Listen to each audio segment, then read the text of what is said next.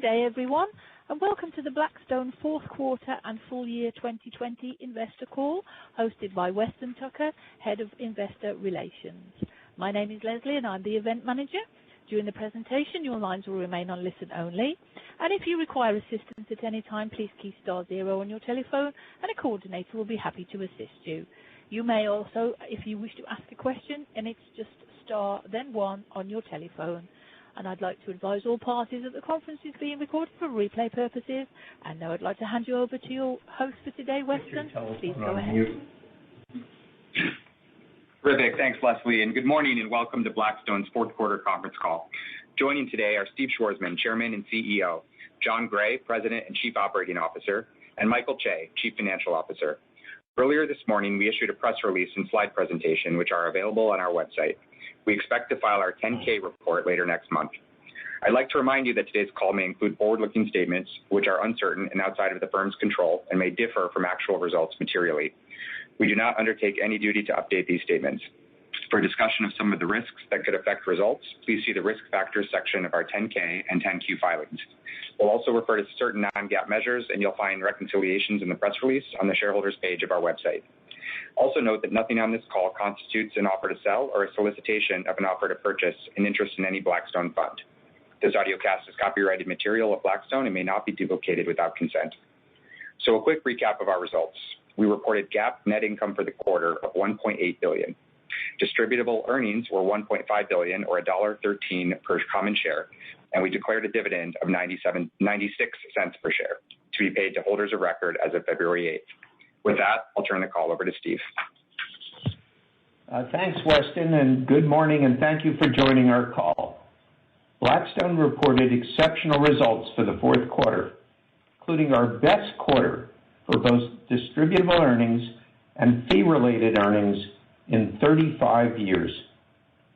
Realizations rose to a record $21 billion as global markets recovered from the trough of the crisis.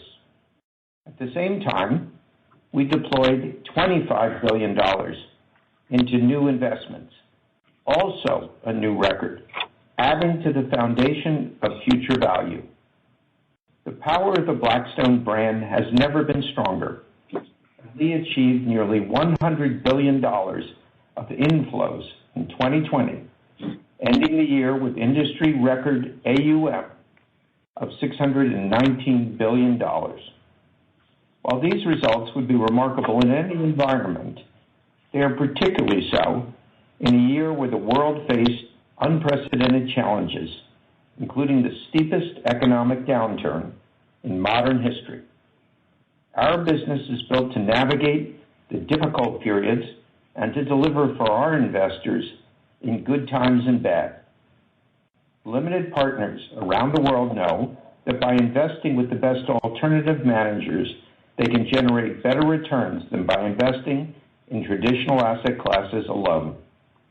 That's why capital flows have increasingly migrated towards the alternatives asset class and to BlackStone in particular. We believe this trend will continue, particularly in an environment where interest rates are expected to remain historically low. BlackStone is the reference institution in our rapidly growing sector, as is regularly acknowledged by third parties. For example, Morgan Stanley published a report entitled 30 for 21, naming BlackStone as one of the best companies in any industry based on its review of business quality and competitive positioning. We've continued to take market share, raising well over $200 billion over the past 2 years, comparable to the fundraising of our next 3 largest peers combined. We have the most recognized brand from both institutions and retail investors, and our unique culture continues to set us apart, characterized by the highest standards of excellence and an unwavering dedication to serving our clients. We have extraordinarily capable people at every level of the firm, as well as the ability to recruit exceptional talent in the occasional circumstance where we look externally for someone to help us build a business. Our investment process is highly differentiated, including a rigorous focus on choosing the best sectors and assets, always with a priority of protecting capital. This is evident in the way we concentrated nearly half of our real estate portfolio in global logistics and life science offices in the years ahead of the recent downturn. Our positioning helped drive 1,100 basis points of outperformance for our opportunistic real estate funds last year as compared to the public REIT index. That's 1,100 basis points outperformance. And unlike investing in public stocks, we create value in our investments through our expansive portfolio operations and asset management capabilities. The result is the exceptional long-term investment performance that defines us as a firm, including 15% net returns annually in both corporate private equity and opportunistic real estate for 3 decades. The power of our brand has been continuously reinforced by our performance through market cycles of the past 35 years. This was particularly true during the global financial crisis, when we extended our leadership position in every area and launched multiple new businesses, setting the stage for the next decade of remarkable growth. Since our IPO, which immediately preceded the financial crisis, we've grown our AUM 7 times, launched 34 new strategies, and significantly expanded our business internationally. We are similarly emerging from this most recent downturn with powerful momentum. John will describe the broad range of growth initiatives we have underway across the firm, many of which are in the earliest stages of their vast potential. As we continue to grow, our capital base is shifting towards perpetual strategies such as real estate core plus, infrastructure, insurance solutions, and private credit. These areas are characterized by large-scale investor allocations, as well as a much larger universe of potential deployment opportunities than where we've focused historically. As the nature of the capital evolves, so does our earnings mix towards steadier and more recurring fee-related earnings, which is highly valued by the market. For the full year, FRE reached $1.97 per share, effectively achieving our Investor Day target of $2 per share, but 1 year earlier, and notwithstanding the pandemic. FRE comprised approximately 2/3 of total earnings in 2020, up from only 1/3 in 2017. Looking forward, we have great confidence in our continued FRE momentum, which should further support the revaluation of our earnings multiple that has been underway since our corporate conversion. As we move into 2021, all signs point to it being another strong year for the firm. The pandemic will further impact the economy over the next several months. With the widespread and effective deployment of vaccines, which we anticipate will occur, we expect a robust recovery in global growth later this year. And as the economy accelerates, BlackStone is well positioned to continue strong growth ahead. I couldn't be more proud of our firm's people, our culture, and the prospects for the future for both our limited partners and our fellow shareholders. And with that, I'm very glad to turn it over to John. Thank you, Steve, and good morning, everyone. We just completed a record quarter. I'll take you through some of the highlights as well as the extraordinary range of growth engines that are firing across every area of the firm with a major emphasis on perpetual capital. The foundation of our business, of course, remains performance. When we deliver great returns, it builds investor trust and leads to further inflows. It's a virtuous circle that also involves attracting top talent, moving into new areas, and growing meaningfully. In the fourth quarter, our funds again posted exceptional returns across the board. For the past several years, we've been orienting the firm towards faster-growing areas such as life sciences and those connected to the digital economy. These continue to be amongst the best-performing sectors of the market, and we're the largest drivers of appreciation in our funds, including our holdings in global logistics, digital payments, and enterprise software. Our investment performance is creating very favorable dynamics with our customers, and they continue to allocate more capital to us. Inflows were $32 billion in the fourth quarter and reached $95 billion for the full year, the fourth consecutive year approaching or exceeding $100 billion. Last January, before the crisis, we told you we thought we'd reach this level again in 2020. We're pleased we were still able to achieve our original goal, a testament to the confidence our investors place in us. Looking forward, demand for our products remains as strong as ever, including for new areas that represent tremendous potential. In growth equity, we expect our inaugural vehicle to soon reach its $4.5 billion hard cap. Our life sciences business is deploying capital at a rapid pace and is well positioned for growth. In private equity, we're raising our second Asia fund, which we expect to be meaningfully larger than the first. And in tactical opportunities, we've begun raising our fourth vintage in the context of continued strong performance and deployment. In real estate, our Core Plus platform has grown to $69 billion, up 50% year over year across 5 perpetual capital vehicles. We launched the 5th BPP Life Sciences in the fourth quarter with the recapitalization of Biomed, raising $8.4 billion so far. We've been actively investing this new capital, and in addition to Biomed, committed in Q4 to acquire a large portfolio of lab offices adjacent to MIT in Cambridge, the world's leading biotech hub. BREIT, our largest Core Plus vehicle, now has $22 billion of AUM, up 7-fold since our 2018 Investor Day. On the back of strong performance, fundraising has reaccelerated meaningfully from the bottom of the crisis, with approximately $900 million of inflows on January 1st.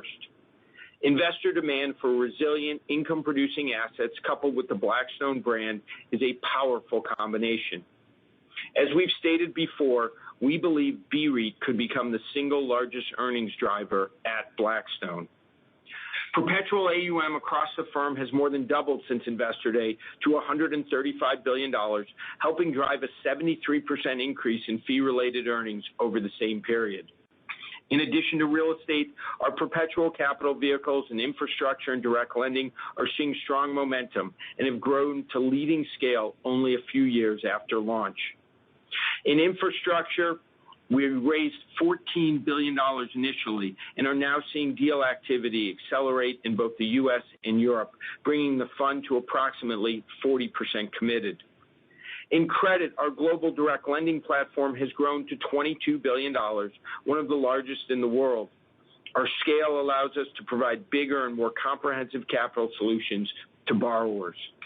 And the opportunity is enormous, with sub-investment grade financing markets in the U.S. alone totaling nearly $3 trillion. Post-quarter end, we launched our non-traded BDC, BCRED, with over $800 million of commitments at the first closing. As with BREIT, we anticipate strong monthly demand from individual investors for Blackstone-managed income solutions. Also in credit, we acquired DCI in the fourth quarter, a pioneer in systematic investment strategies, which we see as central to the future of liquid fixed income investing.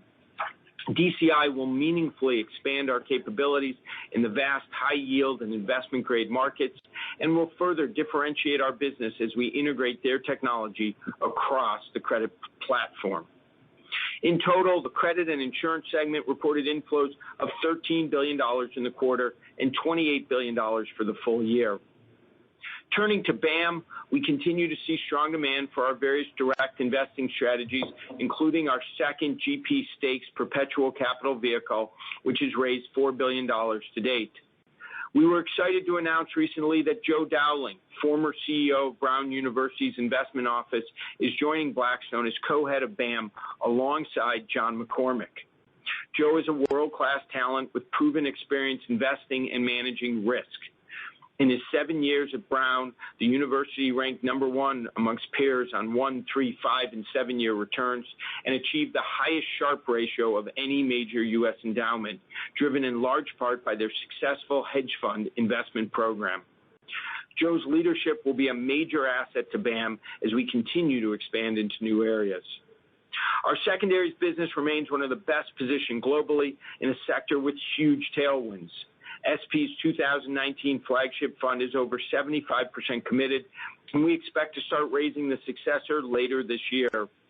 We also continue to grow adjacencies like infrastructure and real estate secondaries, and we recently launched a new strategy investing alongside GPs in high-quality assets that they want to continue to own beyond their initial fund term.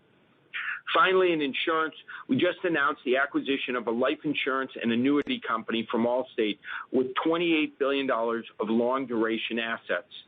The acquisition will be completed through a new Blackstone-managed vehicle of approximately $2 billion, and our insurance solutions team will act as the asset manager, bringing the firm's pro forma insurance AUM to nearly $100 billion. Given insurers' need for better returns and our direct credit origination capabilities, we expect to do more in this sector in support of their policyholders moving forward. In summary, every business at the firm has terrific growth prospects that we're executing against.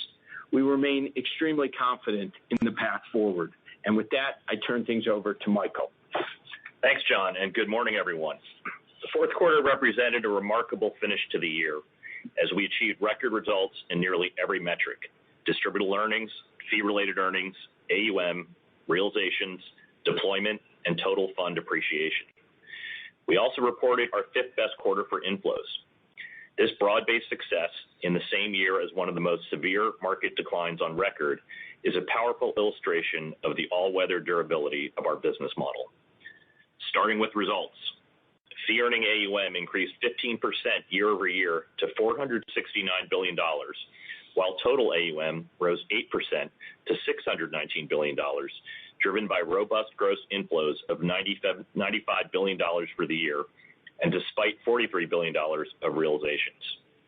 The strength of inflows in 2020, despite not raising any of our largest flagship funds during the year, highlights the firm's expansive breadth of product offerings and the ongoing shift toward perpetual capital. Indeed, over a quarter of the firm's fee-earning AUM is now perpetual. Fee-related earnings rose 33% in 2020 to $2.4 billion, or $1.97 per share, as Steve highlighted, driven by continued strong growth in fee revenues coupled with significant margin expansion. Management fees increased 18% to $4.1 billion for the year and are up 35% over the past 2 years, powered by our flagship fundraising and a doubling of the Real Estate Core Plus platform in the last 2 years. BREIT alone increased its AUM by 71% in 2020 and generated strong gross appreciation of 9% for the firm despite the environment. In terms of margins, the firm's overall FRE margin expanded over 400 basis points in 2020 to 52.8%, the highest level ever for an annual period. Distributable earnings for the full year rose 16% to $3.3 billion.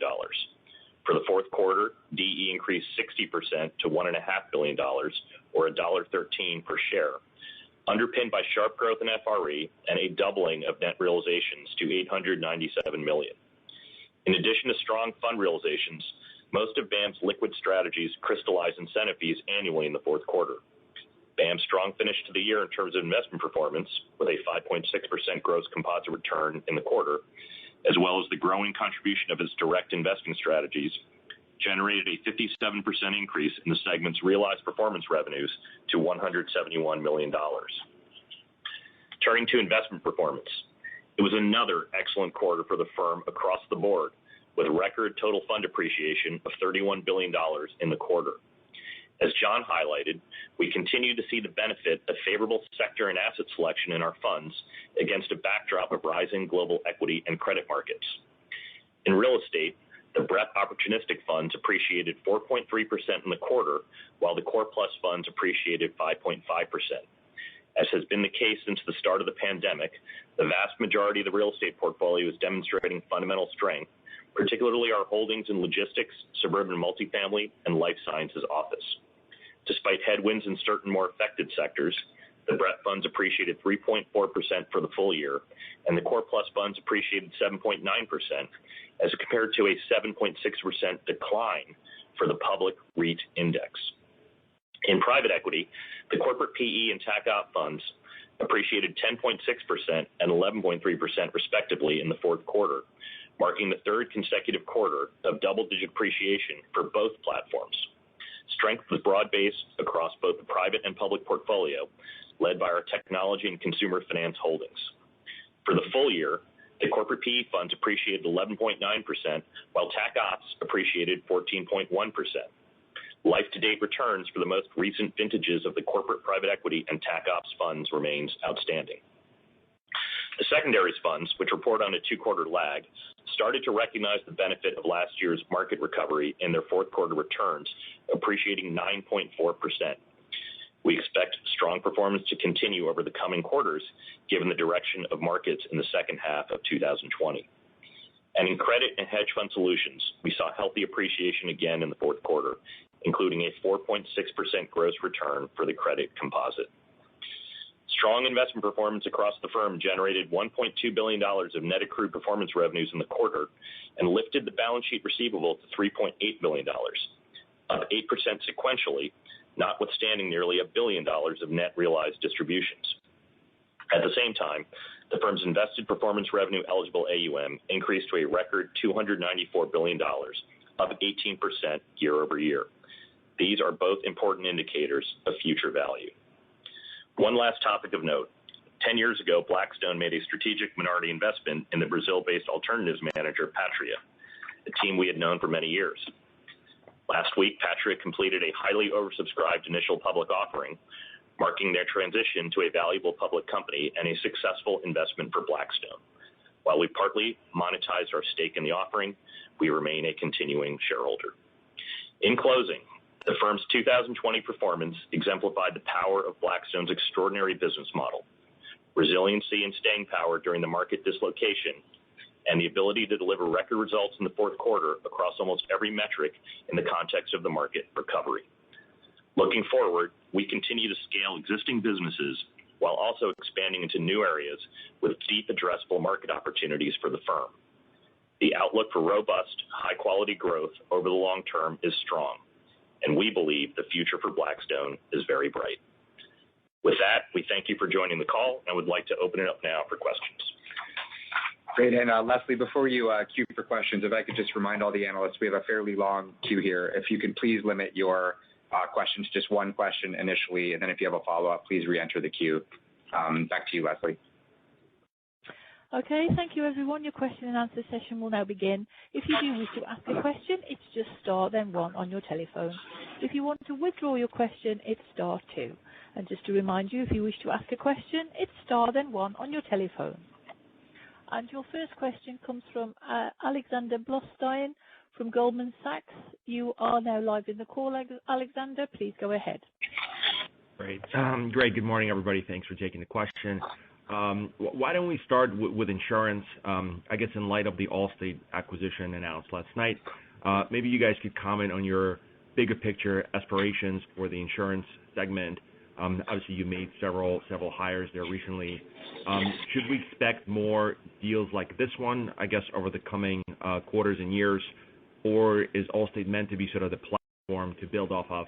And then secondly, maybe you could comment on the economics as well, sort of the fee rate on the assets and how you expect that to evolve, as well as the funding structure. It sounded like the majority of the purchase obviously comes off the balance sheet, right? So $2 billion, I think you said, is third-party capital relative to a $2.8 billion purchase price. So a few questions there, but maybe we can try to hit on all of them. Thank you.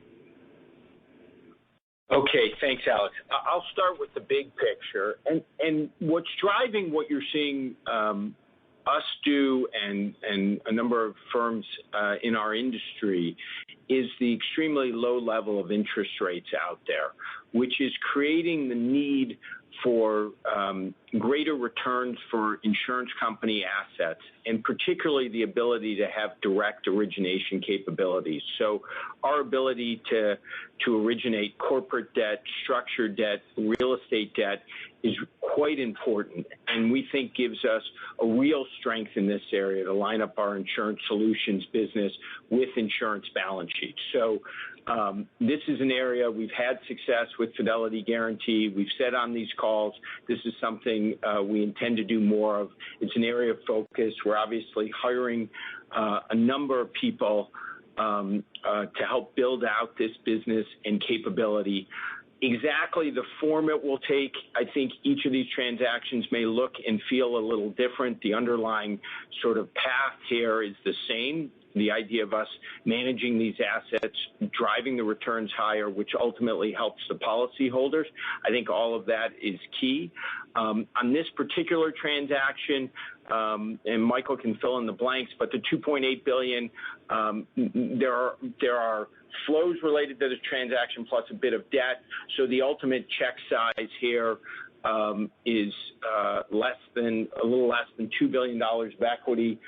It's more of a typical GP LP setup, I would say, but we are putting in some capital, single-digit percentage of the total capital needed. So this is really a third-party situation where we're managing capital, and our compensation will come from managing the assets along the lines of what we've done with Fidelity Guarantee.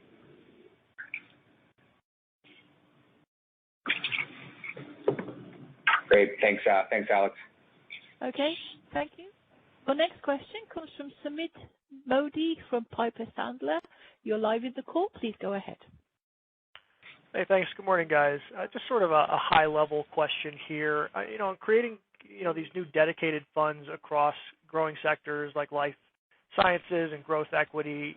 Some of these flagship funds, the raises are now behind you. The global growth seemingly is concentrated here to areas like technology and healthcare.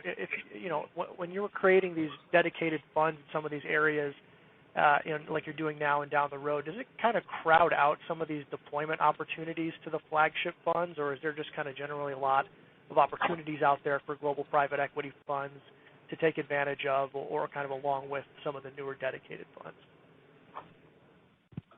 It's a good question. I would say it does not crowd out our dedicated funds, our traditional large-scale private equity funds. And the reason is the mandates here are very different. So if you look at the two funds to focus on, let's talk about BlackStone Life Sciences. Its mission is to invest primarily in phase 3 trial drugs, something that we would not do in our private equity business, have never done before.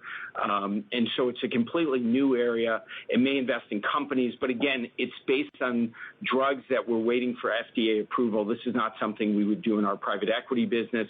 In the growth equity business, we're taking minority stakes with founders, which of course is very different than our private equity model, which is based on control and being able to intervene in these businesses. In our growth equity area, we're looking to partner and help these young companies, generally working with founders, again, a very different model. And then some of our other more geographic strategies are similar to what we've done in the past, where we've raised energy or Asia or other funds, and we keep a portion of that in the main funds, but we, by expanding with the new fund, we don't have over concentration in the main fund in a particular geography or sector.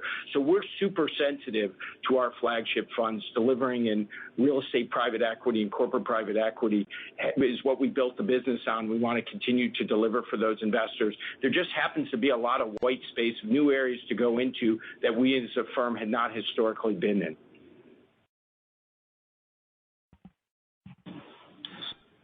Okay. Great. Thank you. Thanks, Meet. Your next question comes from Michael Cyprys. You're live in the call. Please go ahead. Hey, good morning. Thanks for taking the question. just looking at the dry powder levels here, about 147 billion, look fairly high here, and certainly similar levels a year ago too. So I was hoping you could talk a little bit about how you're expanding your capacity to generate new investment ideas and expanding the capacity to put capital to work, particularly in size and with the new insurance business or expansion of the insurance business that you'll be getting more assets. I guess what new sourcing and origination capabilities are you thinking about adding or might be able to add? Well, the good news here is we just have a much broader base of capital today. Achieving the highest return strategies involves, a smaller universe potentially of investable assets. As you raise particularly some of this perpetual capital, longer duration, lower yielding, you can look at a much broader view. So yes, we're investing in origination capabilities, in particularly in our credit area and corporate and real estate and structured credit, but also in our equity investing as we move into core private equity or the real estate core plus business. We're just hiring more people in these areas. It gives us more dialogue. But oftentimes, you're not necessarily using real estate as an example, looking for an empty building or distressed situation. You're just buying a leased apartment project that's high quality. You want to own at a reasonable return. So this newer cost of capital enables us to sort of widen the funnel. And then you take our existing team, you add more people, and it actually makes our original businesses even better because we're in more dialogue with more sellers, more brokers, more investment bankers. We're just part of the flow, and there's really been a real benefit from expanding our platforms. And if you think about it on the credit side as well, if you went in there and you only had the ability to do higher returning mezzanine, you would only have one discussion. But if you can go in there today and you have a wide variety of capital with different durations, lower loan to values, longer duration insurance capital, what we're getting from our direct lending platform, you have a much more robust discussion. And so we're finding the ability to deploy more capital given the range of places, given the opportunities. And yes, to your question, we have to build the organization to meet these needs.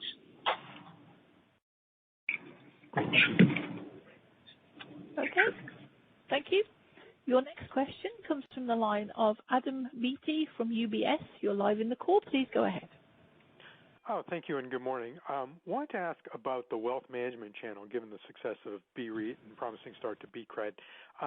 In terms of distribution, which segments in the wealth channel do you find attractive, and what kind of resources on the distribution side are you applying towards that? Also, maybe what product adjacencies might be attractive at this point? Thank you.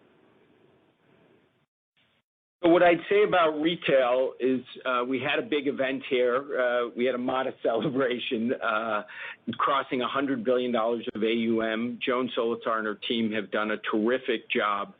And it's a mix of the episodic funds that we still distribute. That's generally targeted to the highest net worth investors. As we move into these perpetual capital vehicles, BCRED and BREIT, which do have elements of liquidity to them that are favorable to customers, they come down in terms of the availability, and it expands the universe of potential customers who can invest. I would say in distribution, we're trying to really cover the waterfront. We're talking in the United States, in Europe, in Asia. We're raising money broadly. It's RIAs. It's obviously the largest distribution firms. It's private banks around the world. It's the IBD channel. It's really broad-based. And what investors are seeking is obviously higher return. They want more yield. They're looking for things done at BlackStone quality, and we're focused on the fees we charge being quite reasonable, that we're looking for the customers to have a great experience. And I think historically in private assets, distributed to retail, there was a bias, I guess, to try to make short-term money and not necessarily deliver a great customer experience. What we're trying to do here is give individual investors the same experience that our institutional investors have. The products may look and feel a little different, but the goal is exactly the same. Obviously, The markets are reacting positively. Investors are. The strength of the brand here is very differentiated, and that's why we have so much confidence here in the potential of this. We said BREIT could grow to be the largest product. BCRED has very good momentum out of the box, given people's desire for yield. I think some of these products will be able to move geographically where you raise money in different parts of the world. There's more we can do. We're not ready to announce anything, but what I'd say is our bias is not necessarily to create a massive number of products, but a smaller number of very large products that can scale. And BREIT getting over $20 billion was another big achievement for us. So as you can tell, we're spending a lot of time in this area. It continues to grow the perpetual capital, and we expect good things from retail in 2021. Great detail. I appreciate it. Thank you. Your next question comes from the line of Craig Siegenthaler from Credit Suisse. You're live in the call. Craig, please go ahead. Good morning, everyone. For my question, I wanted to hit on Blackstone's ability to expand into newer geographies, including in Asia and South America. And specifically, what are the major economies and market white spaces around the globe today where Blackstone is either not present or is significantly subscale? And what is Blackstone's appetite to expand into these geographies, either through M&A or organically over the next few years? Well, as you know, we definitely have a global business. I would put Asia at the top of the list. Given the scale of the economies there. China and India both have more than 1 billion people. And what you see there in China in particular is an economy that's growing very rapidly, will grow to be the largest economy in the world at some point in the future. I think there's an opportunity over time for us to offer products that are RMB based. That would be something that could happen over time. That could be very large scale. I think we can do more in countries like Japan, which may not be fast growing, but there's a strong desire for returns from individual investors and institutions. And India, frankly, has been our greatest strength in Asia, where we've deployed a lot of capital in both private equity and real estate, and that economy is still early days. I would say as a caveat that smaller economies for us are a little more challenging given the scale of capital we operate at, so and less developed economies. I would say our results in places like South America and in Africa, which have been very small as a percentage of what we do, have been a little more mixed. There could be opportunities in those markets over time, but I think in terms of geographic growth, I would say Asia and the big economies in Asia are the most interesting. And then I would say that Europe, despite its slow growth, aggregately is the largest economy in the world if you put all those countries together. There are fewer competitors there, and there are more of our products that we can distribute there, both raising money but also deploying capital in Europe for Europe. So when I look at one of our great strengths of the firm, it's that we're a global business. And so if one market around the world gets too hot, we can deploy capital elsewhere. Customers around the world are facing the same challenges, which is they need higher returns, and they want a trusted pair of hands who takes a long-term approach, and that's what Blackstone represents. So when we look, yes, there's opportunity in retail, there's opportunity in insurance, and there's certainly opportunities outside the United States.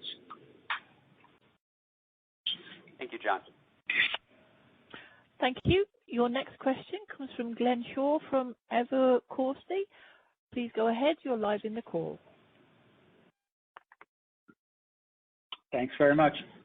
So curious to hear your expanded thoughts on the SPAC market, not from the humongous growth necessary that we've seen, but they have at minimum several $100 billion of buying power, and so I think of them as half friends, where they could be on the lookout to purchase some of your assets, and half foe, where they're competing against some of the same properties you go after. So just curious to get your thoughts on that environment. Thanks.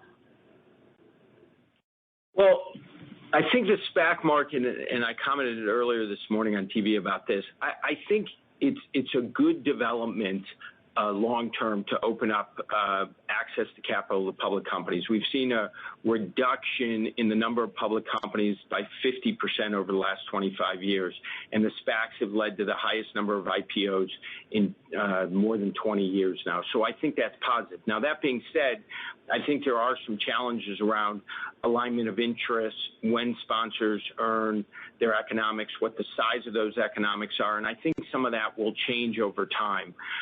As it relates to our business, we've announced, I think, 3 SPAC sales in the last few months. I think these will all be very good public companies. These are good executions. And so it's helpful for us on the liquidity front. But I do think it's fair to say for smaller size businesses, in most cases, it gets a little more competitive with this SPAC money. The good news is we tend to operate, particularly in private equity, at large scale. So there's not many SPACs that can do the type of deals we do. And I would also say not every company wants to go public. Certainly faster growing companies may want capital to grow. They're not ready to go public. Other businesses may not be. So it requires a certain type of company, a certain type of exit, and tends to be a bit on the smaller side. So overall for capital markets, as I said, I think it's a positive. I think there will be some changes and reforms over time to make it even better. Thanks, John. Okay, thank you. Your next question comes from Kenneth Worthington from JP Morgan. You're live in the call. Please go ahead. Hi, good morning. With a new administration and one with an aligned White House and Congress, what is top of mind in terms of implications and opportunities here for Blackstone and private markets investing? So, in terms of implications, there could be a variety. It's obviously early. It's possible we could see higher corporate taxes, which would impact the entire corporate landscape. We could see more regulatory activity. On the flip side, I think some sectors where we are active investors could really benefit. I think you could see environmental and sustainability areas get a boost. We're doing a lot in that space across energy and energy credit. We could see more dollars into infrastructure, an area we haven't underwritten a lot of corporate activity or government activity. That could change with a big push by the government. And then I think one of the benefits people may not focus on is an aligned government here could push more dollars to places like New York and San Francisco, hard-hit urban areas during the COVID period, and that would be beneficial for some of the real estate properties we own because those areas are under pressure. So I think there's a variety of things. As a firm, we've operated in all red, all blue environments, purple environments, and we take a long-term approach, and we've been able to navigate those issues, and as changes come up, we expect the same here as well. Thank you. Thank you. Your next question comes from Patrick Davitt from Autonomous Research. You're live in the call. Please go ahead. Hey, good morning, everyone.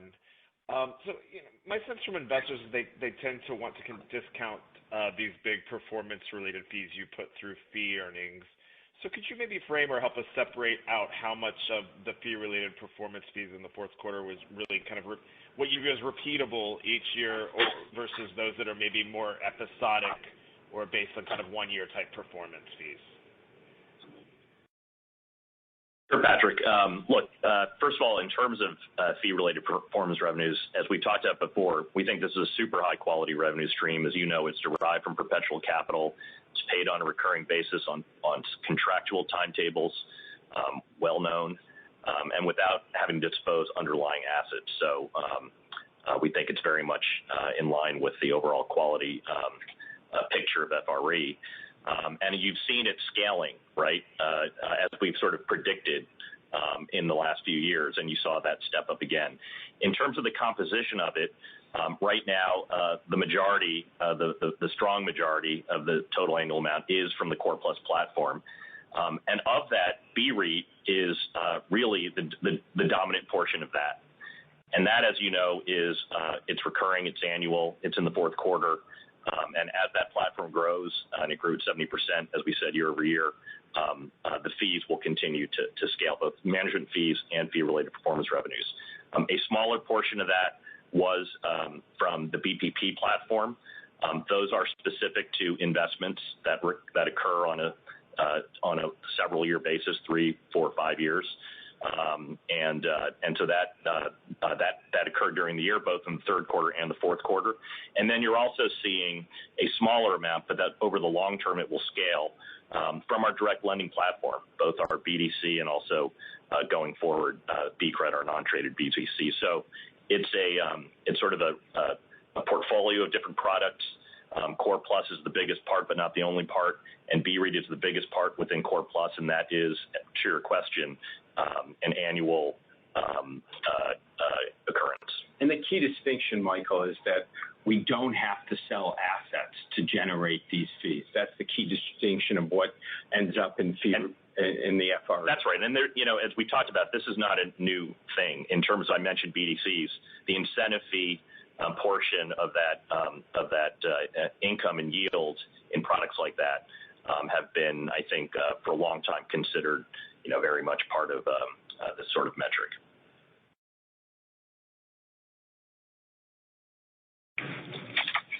Okay. Thanks, Patrick. Thank you. Your next question comes from Devin Ryan from JMP Securities. Please go ahead. Great, thank you. Good morning. I have a question just on the FRE margin. Obviously saw some really nice expansion in 2020, over 400 basis points. You had very strong fee growth. But also, the OPEX was decently below, the prior couple of year average growth, which, we appreciate, especially given the lower T&E from the pandemic. So I'm just trying to think about some of the moving parts as we look forward. The expectation for the FRE margin from here is maybe some of those pandemic savings reverse, and just more broadly how we should think about the FRE margin and T&E and some of the costs that may come back into the system in 2021. Devin, thank you for the question.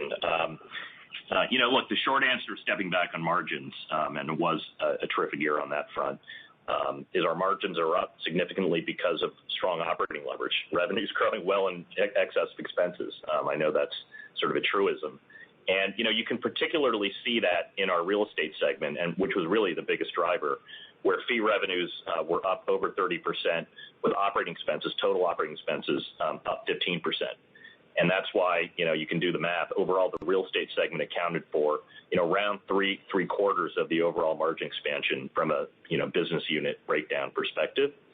As you mentioned, as we've talked about previously, as with almost every other business, 2020, did benefit from a substantial reduction in T&E spending.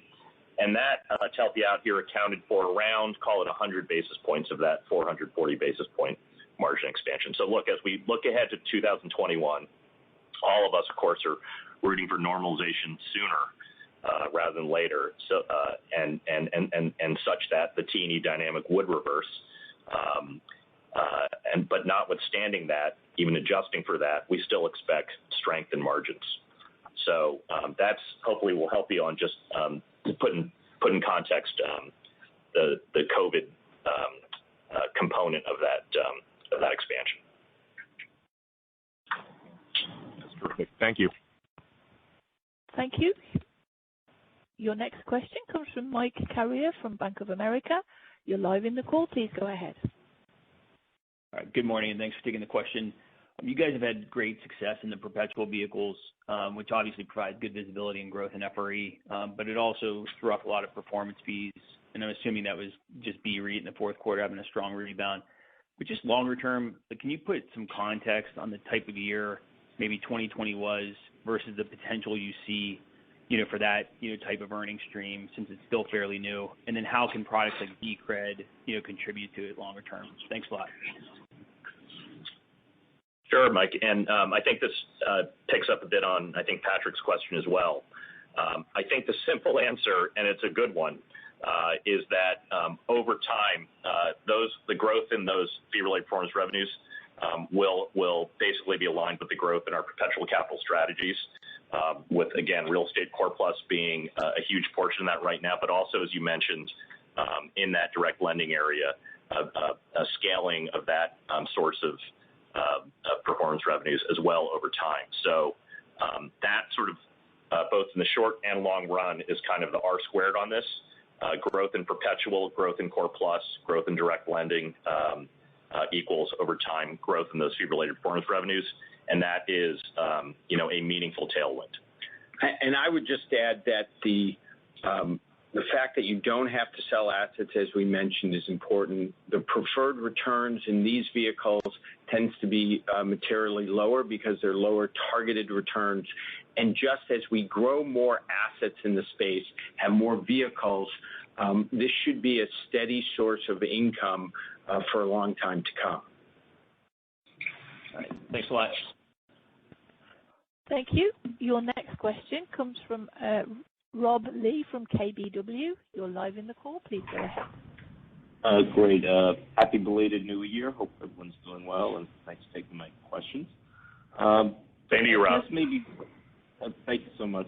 On hedge fund solutions on BAM, understanding performance has been good. You have a new co-leader of the unit, but growth there has been kind of a challenge, kind of been more stable. How do you see growth of that business progressing? Do you see any signs that there's maybe increased demand for more liquid strategies, given how the markets have run up of late? Or what can you do to kind of reinvigorate growth in that business?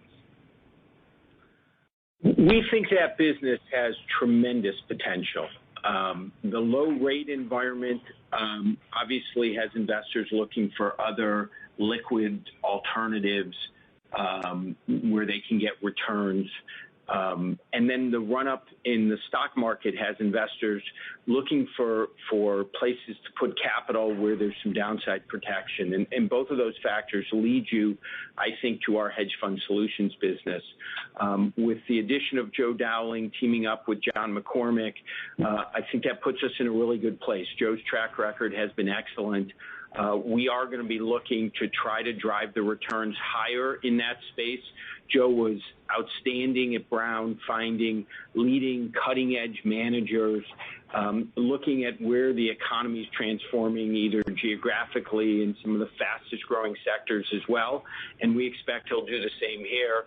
And as the returns continue to improve, we think we'll see more flows. So our hedge fund solutions business, which has flattened off in terms of AUM, but has actually improved on profitability, Michael can comment on that, I think can grow in AUM and become a growth engine again for our firm. And I just add to that, putting some financials around that. First, as John said, while AUM was somewhat down this year, revenues are up 7%.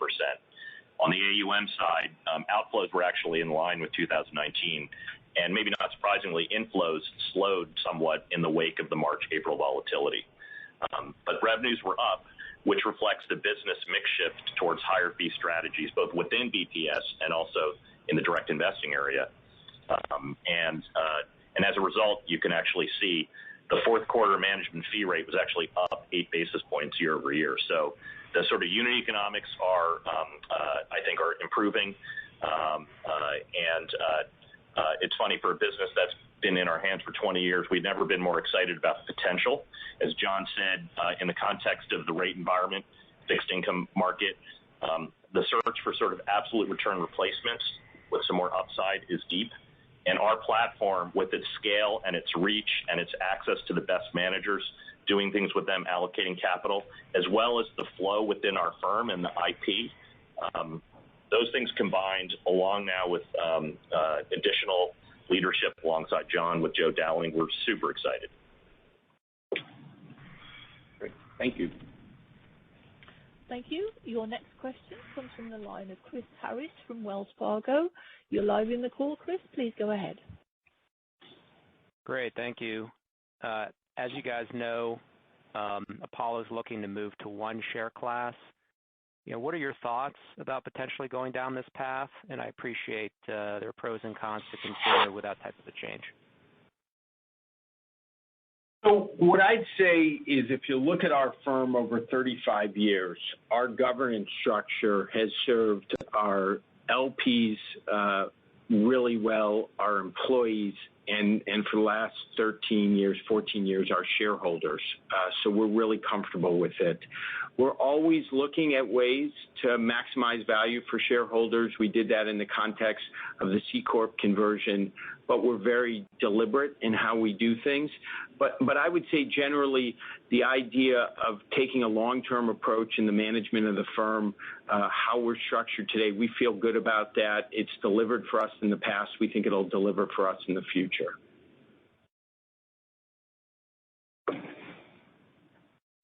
Thanks, Chris. Got it. Thanks.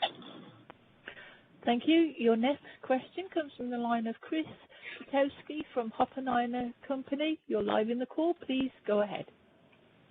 Yeah, good morning, and thank you. I guess I thought the Biomed transaction was really interesting, and a couple of narrow questions about that. One is, I'm wondering, did it all end up in BPP Life Sciences, or was it distributed among a number of different vehicles? And then secondly, what is, I guess, the long-term vision and ambition for BPP Life Sciences? And then I guess the more broad question I have is, over time, as you've developed more and more of these permanent or very long-dated capital structures, should we see your strategy in the opportunistic funds kind of more from the buy it, fix it, sell it to the buy it, fix it, move it into a permanent capital vehicle? Should we see a lot more of that? So there are a number of questions here. Let me go through each one. The first one, I want to back up, I guess, for a second and just say that the genesis for this transaction was a number of our investors in the BREP 8 fund wanted to continue to own this, and that really what was the catalyst. And more than 70% of the capital in the BPP Life Sciences vehicle came from the existing investors. So I think because they were so enthused about this, it made a lot of sense for us. Where it ended up, the vast majority of the capital did come from this new vehicle. We put some of it into our general BPP fund based on some available capital, but the vast majority ended up in BPP Life Sciences. No surprise, our investors are excited about this new vehicle. I think we'll raise additional capital beyond the $8 billion we talked about. There's a potential for this to grow to be, again, quite large. We announced a deal shortly after the initial recapitalization, which I mentioned, where we did a $3.4 billion deal of additional properties in Cambridge, the heart of life sciences, making us the largest owner in Cambridge, which we think is important strategically. So this is a business that has the potential to grow, not only in Cambridge, but in South San Francisco and San Diego, Cambridge, UK, where the business is focused. In terms of ambition, I guess we've hit that. I think this is an area that has real growth, given the tailwinds we see in life sciences. And one of the things we don't often talk about on these calls is the power of the overall platform.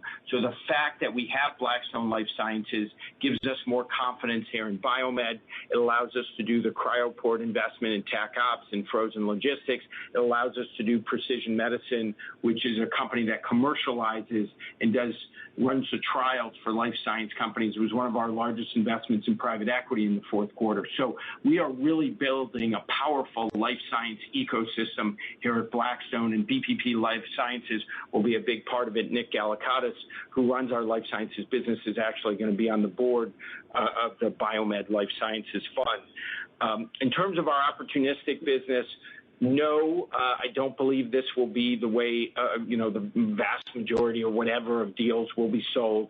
There was a pretty unique set of circumstances. There may be other situations, but I think it'll be the exception.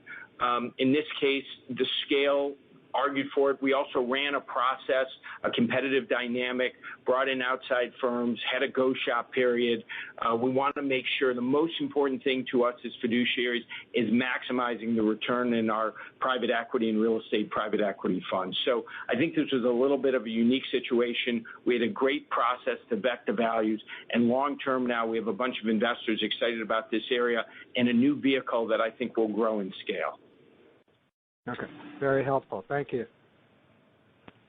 Thank you. Your next question comes from Arnaud Giblat from BNP. You're live in the call. Please go ahead. Hi, good morning.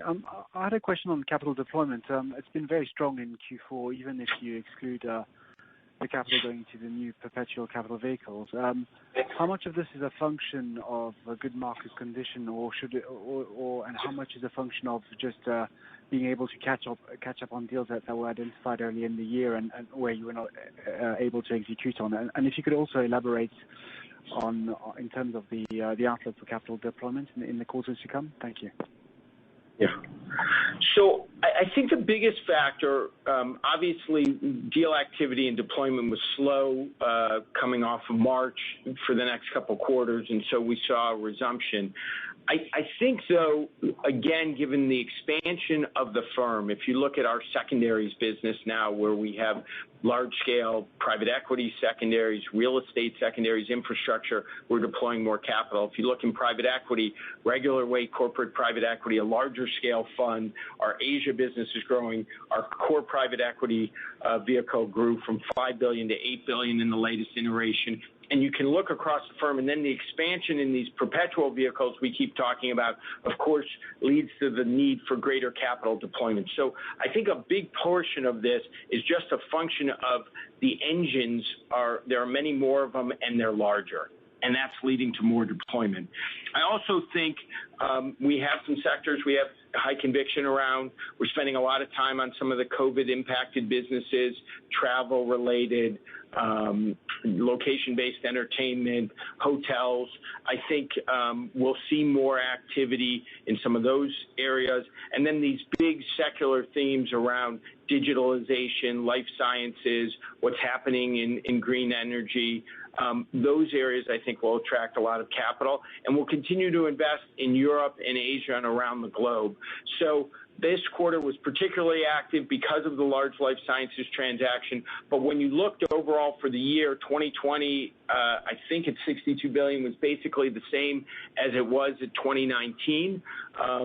So I think that indicates it's likely that deployment probably grows over time or will grow over time, just given the scale of our overall business.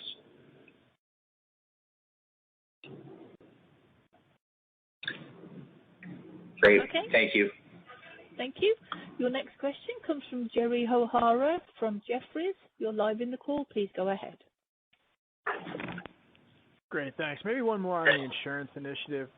Clearly a well-documented total addressable market of material size, but also increasingly more buyers in the market. So perhaps you could speak to the competitive dynamics you saw during the Allstate process, or just even more generally. Thank you.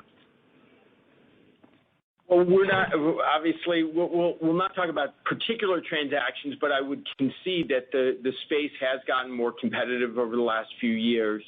I think our advantage is, one, the scale we can do things at, and two, our origination capabilities I think are pretty unique. And I think give us an advantage in this space for counterparties to want to work with us. So we like where we sit today, but I do think it's important to keep in mind, beyond actually just our capabilities, our brand resonates. So if you're an insurance company and you're thinking about putting your liabilities in somebody else's hands, you really want to know who that is. And so the scale of BlackStone, our reputation as a fiduciary helps us. And so, yes, like in all things, there's more competition, but we like our positioning. We think there's an opportunity to really grow here. Thanks, Jerry. Okay, thank you. Your next question comes from the line of Christopher Schuttler from William Blair. You're live in the call. Please go ahead. Thanks. Good morning, everybody. In the strategic partners business, I know you're going to be raising a new fund there. I think last time I checked, secondaries transaction volume across the market was something like 2 or 2.5% of total private equity NAV.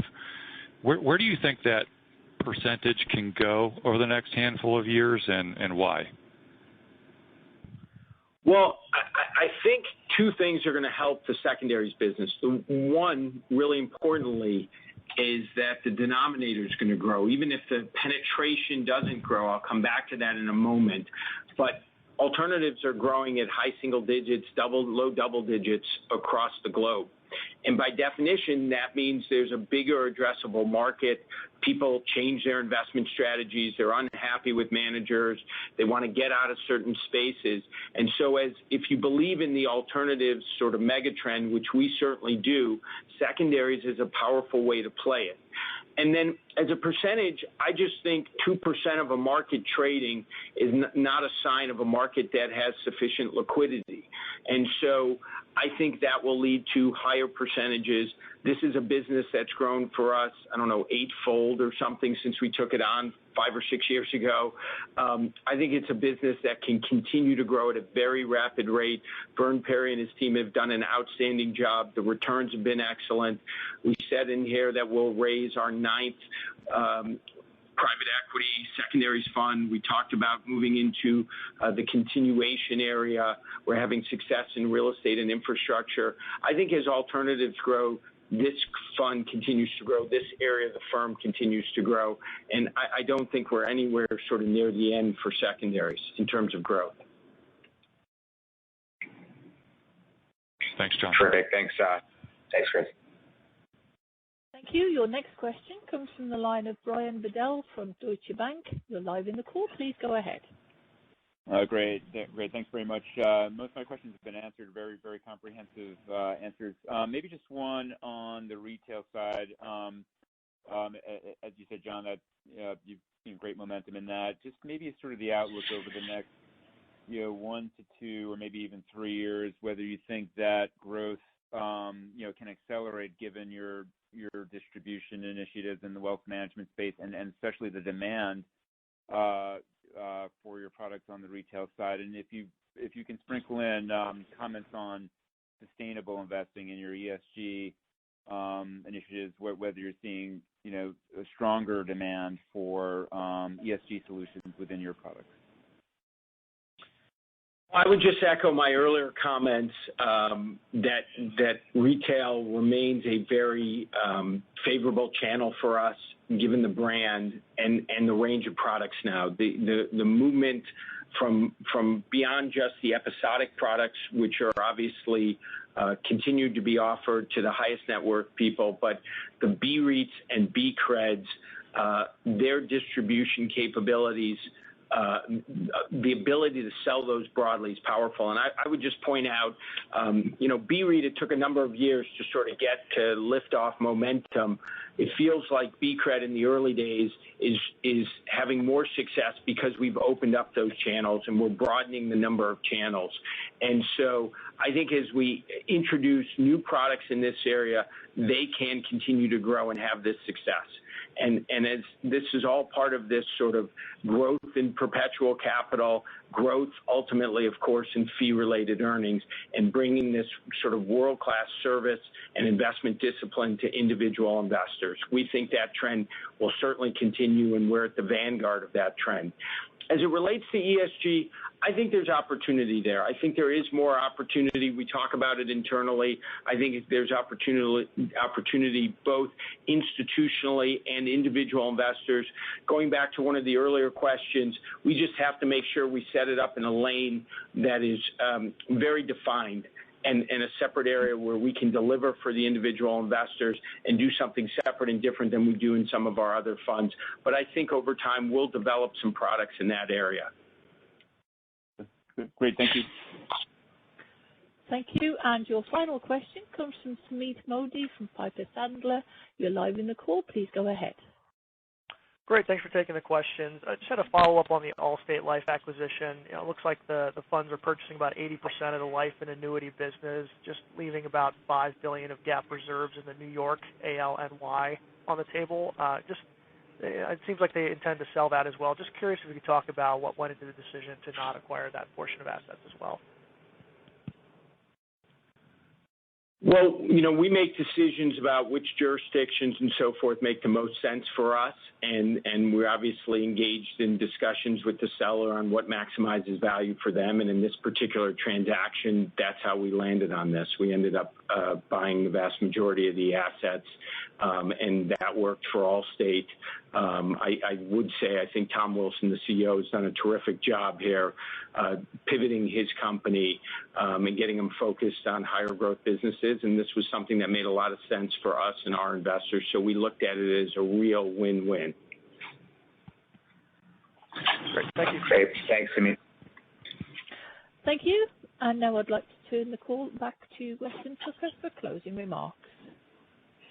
Thanks, everybody, for joining us this morning, and look forward to following up after the call. Goodbye.